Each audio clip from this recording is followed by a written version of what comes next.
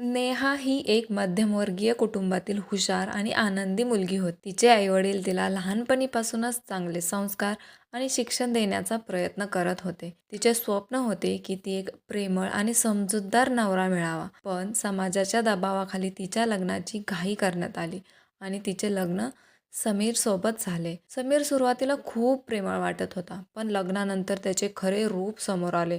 तो खूप रागीट, आत्मकेंद्री आणि असंवेदनशील होता. तो नेहमीच नेहाला टोमणी मारायचा, तिच्या कपड्यांवर, वागण्यावर टीका करायचा, तिच्यावर ओरडायचा, कधी-कधी हातही उचलायचा.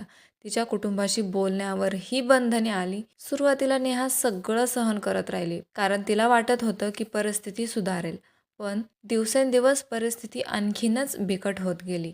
एके दिवशी समीरने तिला भर बाजारात सर्वांसमोर अपमानित केलं. त्या क्षणी नेहाला जाणवले की ती किती अन्याय सहन करत आहे. तिने ठरवलं की आता गप्प बसायचे नाही. त्या रात्री तिने आपल्या आईवडिलांशी बोलून ठाम निर्णय घेतला. दुसऱ्या दिवशी ती समीरच्या घरातून बाहेर पडली आणि घटस्फोटासाठी अर्ज केला.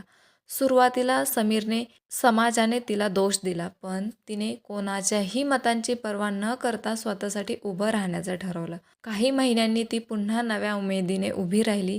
तिने स्वतःचा व्यवसाय चालू केला आणि आत्मनिर्भर झाली. आता ती तिच्या स्वतःच्या आयुष्यात निर्णय घेते. कुणाच्याही दबावाखाली न राहता तिने स्वतःसाठी उभं राहून हे सिद्ध केले की कोणत्याही अडचणीपुढे झुकायचे नसते, तर त्याचा सामना करून स्वतःचे आयुष्य हे सुंदर बनवायचे असते. तर अशी होती ही नेहाची कहाणी.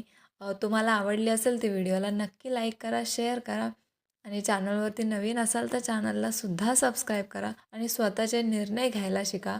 हाच माझा या गोष्टीच्या माध्यमातून किंवा ही एक छोटीशी बोधकथा होती, त्याच्या माध्यमातून मला तुम्हाला सांगायचं होतं. अजून अशाच स्टोरी पाहण्यासाठी माझ्या चॅनलला सुद्धा नक्की सबस्क्राईब करा.